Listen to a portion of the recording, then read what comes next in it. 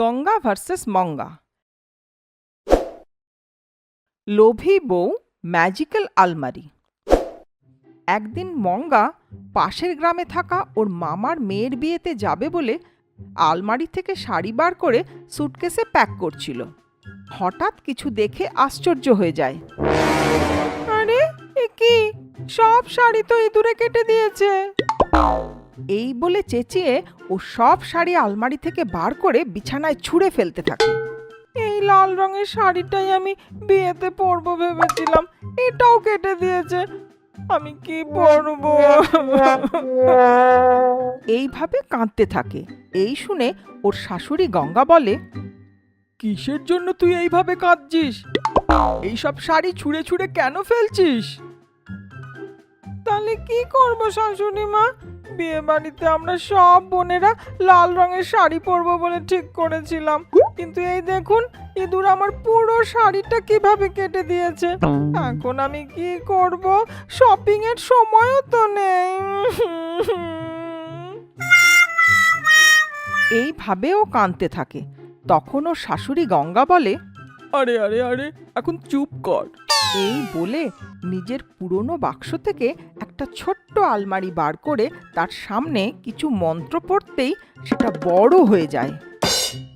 এটা ম্যাজিক্যাল আলমারি, এতে ইঁদুরে কাটা বা ছেঁড়া ফাটা পুরনো শাড়ি দিয়ে নিজের ইচ্ছা মতন প্যানেল বোর্ড সেট করবি, তাহলে ওই শাড়ি একদম নতুন লেটেস্ট ডিজাইন আর নিউ প্যাটার্নের হয়ে বাইরে আসবে। এই বলে যে লাল শাড়িটা ইঁদুরে কেটে দিয়েছিল সেটা ভিতরে রাখে। ওই শাড়িটা যখন নতুন হয়ে বাইরে আসে তখন সেটা দেখে মঙ্গা, আরে বাহ শাশুমা, আপনার তো তুলনা হয় না, আপনি আমার কাছে ভগবানের দেওয়া ম্যাজিক্যাল শাশুড়ি মা। এই বলে ভীষণ ভীষণ খুশি হয়ে সব শাড়ি নিয়ে বিয়ের অনুষ্ঠানে চলে যায়। দুদিন পর বিয়ে বাড়ি থেকে ফেরত এসে খুব খুশি হয়ে শাশুড়িকে বলে, শাশুড়ি মা, বিয়ে বাড়িতে সবাই আমার শাড়ি দেখছিল, তাদের সবাইকে উত্তর দিতে দিতে আমার মাথায় একটা আইডিয়া আসে। কি আইডিয়া শুনি? বলে দিলে তো কোনো থ্রিলই থাকবে না। যদি কিছু গন্ডগোল না করে আপনার কাছ থেকে বাহবা না পাই, তাহলে আমি আপনার বউমাই না। মঙ্গা বলে, গঙ্গা আর কি করে? ঠিক আছে ঠিক আছে, এখনকার বাচ্চারা বড়দের কোনো কথা শোনে নাকি?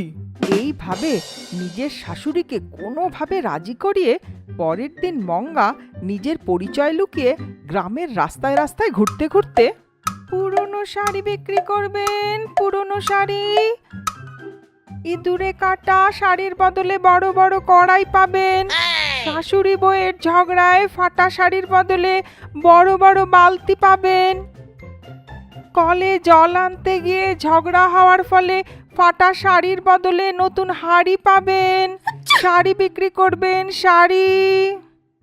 এইভাবে ঘুরে ঘুরে স্টিলের বাসনের বদলে পুরনো শাড়ি কিনে বাড়ি এসে ম্যাজিক্যাল আলমারিতে রেখে সেট করে সেখান থেকে বেরোনো নতুন শাড়িগুলো নিয়ে ঘরের সামনে একটা দোকান খুলে বিক্রি করতে থাকে। রাজস্থান, গুজরাট, কলকাতার নতুন ডিজাইনের শাড়ি কম দামে নিয়ে যান। এইভাবে ও শাড়ি বিক্রি করছিল। ওদিক দিয়ে যেতে যেতে এক কাস্টমার, আরে বাহ, এই শাড়িটা তো সেই পুরনো শাড়িটার মতন যেটা আমি স্টিলের বাসন কেনার জন্য বিক্রি করেছিলাম, কিন্তু এই শাড়িটার রং আর ডিজাইন খুব ভালো লাগছে, এটার দাম কত? এই বলে শাড়ি কিনে চলে যায়। ওনার যাওয়ার পর মঙ্গা, তোরই শাড়ি পাগলি কোথাকারে। এইভাবে এক সপ্তাহ পার হওয়ার পর গ্রামে যত ঘোরাঘুরি করেও একটাও পুরনো শাড়ি কিনতে পারল না। এতে মঙ্গা উদাস হয়ে যায়। আরে বাবারে, এরকম চলতে থাকলে আমার ব্যবসা কেমন করে চলবে? মনে হচ্ছে গ্রামের সবার পুরনো শাড়ি শেষ হয়ে গেছে। আমার ব্যবসা যাতে খারাপ না হয় তার জন্য কিছু না কিছু করতেই হবে আমাকে। এই বলে ও একটা প্ল্যান বানায়। সেদিন রাত্রে সবাই ঘুমিয়ে পড়ার পর লোকেদের বাড়ি ঢুকে বাইরে শুকোতে দেওয়া শাড়ি মঙ্গা কাটতে থাকে।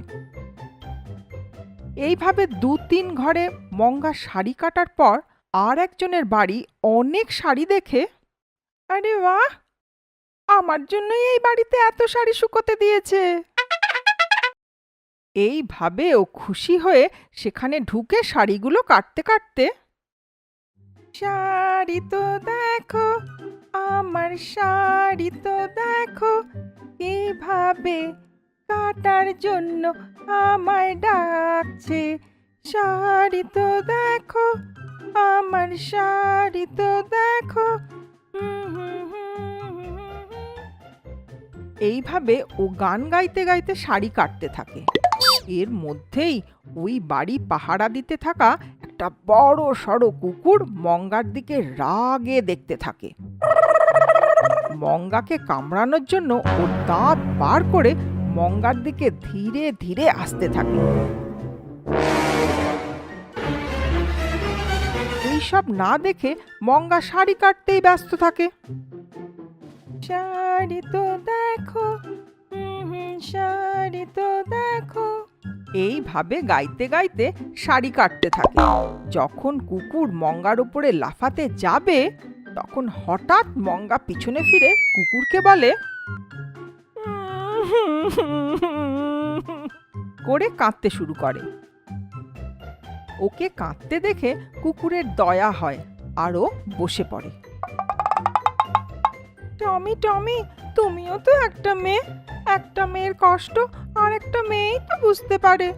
আমার শাশুড়ির কাছ থেকে সারা জীবন বকাই খেয়েছি, আর একদিন আমি যখন বললাম যে পাশের গলিতে থাকা টমিকে চিকেন লেগ পিস দেব, তখন আমায় দিতে একদম মানা করে দিল বুড়িটা।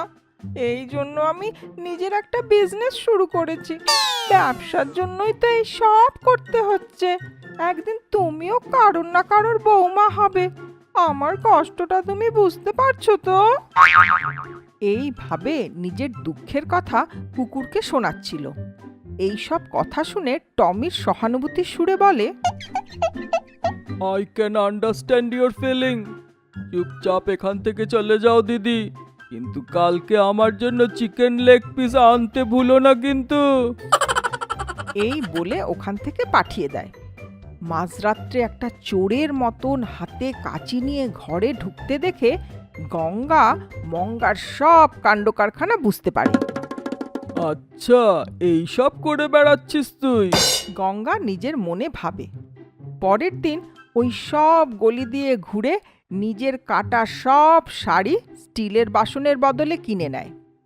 ওই সব শাড়ি ও আলমারিতে রেখে সেট করার পর যে নতুন শাড়িগুলো বের হয়, সেগুলো নিয়ে আবার বিক্রি করার জন্য রেখে দেয়। কিছুক্ষণের মধ্যেই সব শাড়ি বিক্রি হয়ে যায়। ঘরে বসে আরাম করে টাকা গুনতে থাকা মঙ্গা বাইরে কারোর চেঁচানোর আওয়াজ শুনতে পায়। চুড়েল কোথাকারের, হাজার হাজার টাকা নিয়ে আমাদের ছেঁড়া শাড়ি বিক্রি করেছিস। এই বলে সব ছেঁড়া ফাটা শাড়ি নিয়ে মঙ্গার মুখে ছুঁড়ে মারে। এইসব দেখে মঙ্গা ভ্যাবাচাকা খেয়ে যায়। এইসব দেখতে থাকা গঙ্গা মঙ্গার হাতের থেকে টাকাগুলো নিয়ে ওদের ফিরিয়ে দেয়। কি শাশুড়ি মা, এটা কিভাবে হলো? আমি তো কিছুই বুঝতে পারছি না। সে যখন বলে তখন গঙ্গা বলে, এটা একটা ম্যাজিক্যাল আলমারি। এতে শুধু ছেঁড়া ফাটা শাড়ি রাখলেই নতুন শাড়ি বের হয়। তাতে যদি ইচ্ছা করে ছেঁড়া কাটা শাড়ি রাখা হয়, তাহলে তা অ্যাকসেপ্ট করে না। সেই জন্য এরকম হয়েছে। কিন্তু শাড়িগুলো ওরকমই বেরোলো মানে? তুই রাত্রিবেলা সবার বাড়ি গিয়ে সব শাড়িগুলো কেটে সকালে নিজেই সেগুলো কিনে নিয়ে আসিস, তাই তো? এই বলতেই মঙ্গা চমকে যায়। সাথে সাথে বলে, ছি ছি ছি, আমি কেন এমন করতে যাব শাশুড়ি মা? যাদের নাম শুনে সারা গ্রাম থরথরিয়ে কাঁপে, যার নাম শুনে মাথা উঁচু করে চলা লোক মাথা নিচু করে চলে, আমি সেই ঘরের বউ শাশুড়ি মা। এইসব বড় বড় কথা বলে ও নিজেকে বাঁচানোর চেষ্টা করে। হ্যাঁ হ্যাঁ, তুই ঠিক বলছিস।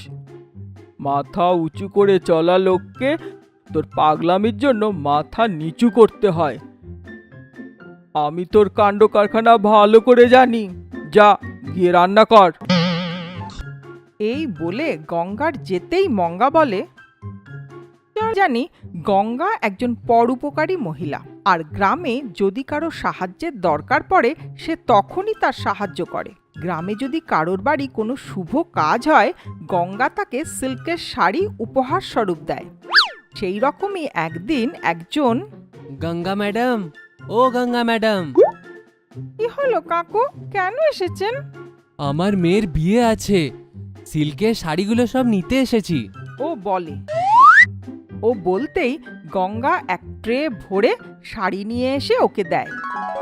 কি খবর ভাই, বিয়ের প্রস্তুতি কেমন চলছে? খাবার দাবার কোনো অভাব নেই, শুধু এই শাড়িগুলো নিয়ে যাই, তাহলে আমার সব কাজগুলোই হয়ে যাবে। এই বলে ও শাড়ি নিয়ে চলে যায়। এই দেখে মঙ্গা মনে